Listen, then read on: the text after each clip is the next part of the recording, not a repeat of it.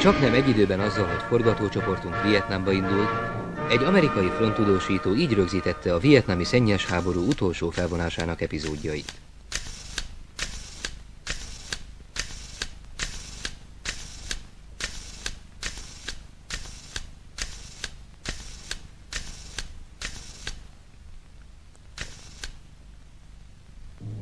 Győzelem. Óriás betűkkel kiáltották világgá a nyugati haladólapok is Vietnám páratlan sikerét.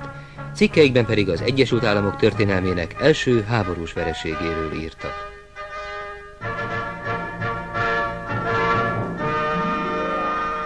Nem sokkal azután, hogy az utolsó flotta egységek is elhajóztak menedékük Manila felé, az angol Time magazin némi keserűséggel Ho Chi Minh képét hozta a címlapon.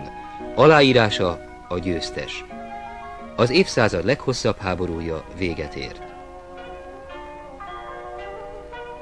Forgatócsoportunk mindenekelőtt odalátogatott el, ahol most 30 éve a forradalmi felszabadító harc elindult. Itt gyűltek össze 1945. augusztusában Vietnám minden részének küldöttei, hogy ideiglenes forradalmi kormányt válasszanak. Itt választották a kormányelnökévé Ho Chi Minh-t, a kommunistát, aki akkor már évtizedek óta szervezte a felszabadító mozgalmat. Ekkortól számítjuk a 30 éves háború kezdetét. Ho Chi Minh itt hirdette meg az általános fegyveres felkelést, amely néhány nap múlva a független és demokratikus vietnámi köztársaság kikiáltásához vezetett.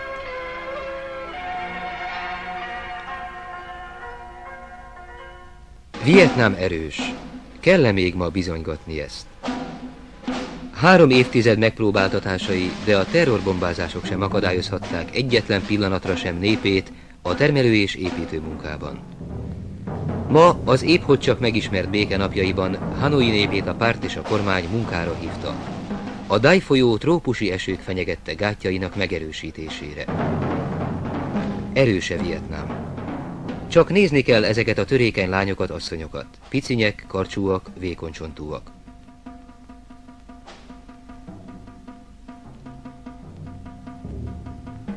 Forgatócsoportunk rendezőnője beállt közéjük. Körülötte nem csak könnyedén, kecsesen hordják a lányok bambuszrúdjaikon az agyaggal rakott gyékénykosarakat. És ő bevallja, ma sem ért ide, rogyadoztak a súly alatt térdei a dombon felfelé, pedig itthon sem számítja magát a gyengébb nők közé.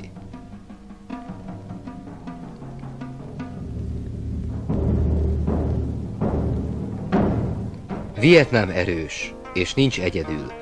A szocialista országok testvéri szolidaritása segíti az újjáépítés nehéz idejében. Kameránk természetesen a magyarok kezenyomát kereste, és ismerős hidroglóbuszra bukkant egy városban. Utána már egyszerű volt honfitársaink többi nyomát meglelni. Pham Van Na igazgató kötetnyi fényképet őriz a magyar szakemberekről. A Hanoitól északra eső Thanh Nguyen város víztisztító telepét is a magyarok segítettek megépíteni.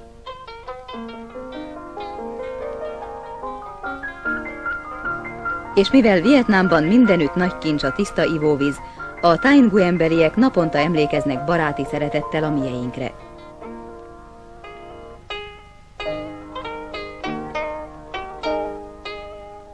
Mint minden várost, amely ellenállt és újra meg újra életre kelt, úgy ezt is kevés híján porig rombolta esztendőjében az amerikai légiflotta.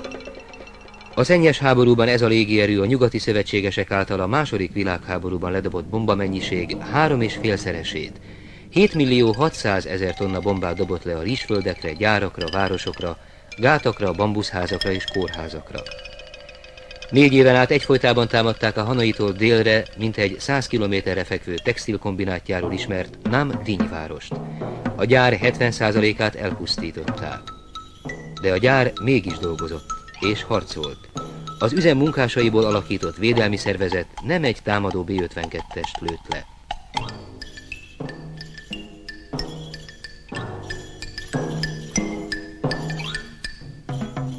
Az éppen maradt csarnokokban ma végre nyugodt munka folyik. Nyugodt, bár nem gondtalan. A munkát, mint egész Vietnám ipari termelését most másként, a békeviszonyoknak megfelelően kell megszervezni. A nagy textilüzemnek a tervek szerint mintegy 2 esztendőre van szüksége, hogy elérje a háború előtti szintet. Hanoi mellett a bábolnai állami gazdaság csibeszállító autóival találkozott csoportunk. nyomába szegődött, és egy magyar közreműködéssel épült tojófarmra jutott. A telep állatorvosa Hung Magyarországon szerzett diplomát, így a telepről szóló tájékoztató magyar nyelven folyt. Az üzemszerűen termelő Csibetelepen a Szexárdról hozott tojótyúkok évente 15 millió tojást adnak. A szülőállomány utánpótlása is Magyarországról jön. Fejlődik a telep, de most még vannak gondjaik. Nincs elég tiszta víz, nem egyenletes az áramszolgáltatás, és a takarmány is változó. A kezdet legnagyobb nehézségein a gazdaságot az elmúlt években 10 magyar szakember segítette át. A vietnámiak azt szeretnék, ha a jó munkabeli és a szíves baráti kapcsolat továbbra is megmaradna a magyarokkal.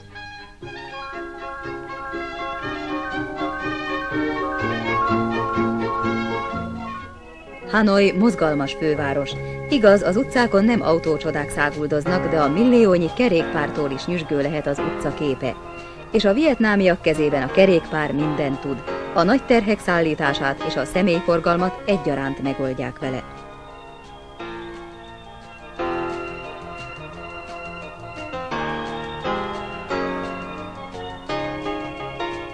Hanoiban a párizsi békeszerződés utáni 2 esztendős, viszonylagos béke idején csaknem eltűntek a háborús romok. De a nagy építkezések még éppen csak megkezdődtek. Hanoi zsúfolt, sok lakásra van szüksége.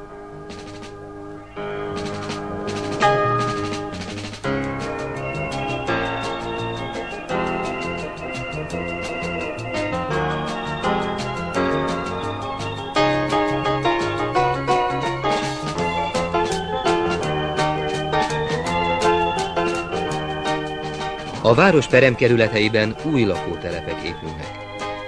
A gazdasági nehézségeket a természetiek is tetézik. Hanoi talaja vizes, mocsaras. De Hanoi épül. Szebb lesz és korszerűbb, mint bármikor korábban. Így akarta végrendeletében Ho Chi Minh.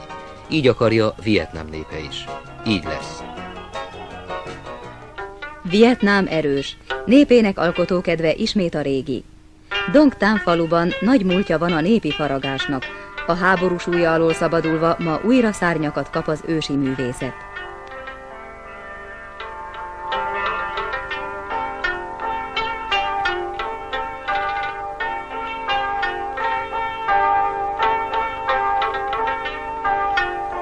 Az iskolát csak éppen bevégzett gyerekek már az öregmesterek mozdulatait lesik, tanulják. A sajátos vietnámi faragott minták világszerte keresettek. A falu népe 125 taggal szövetkezetet alapított erre az igényre.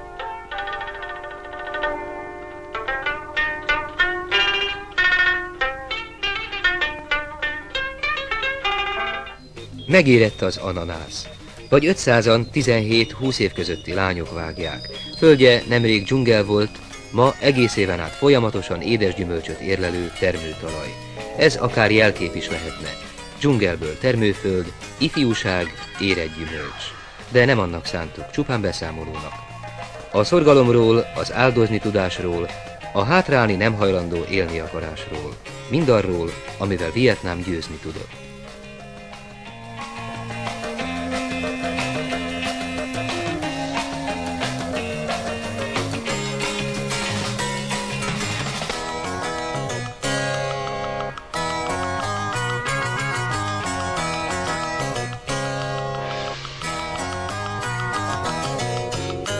A magyar filmhíradó következő száma Saigonból jelentkezik.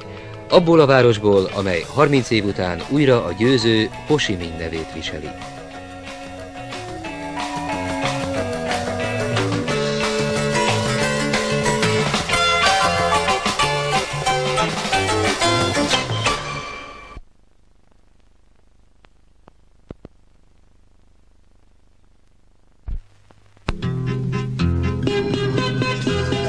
Estoril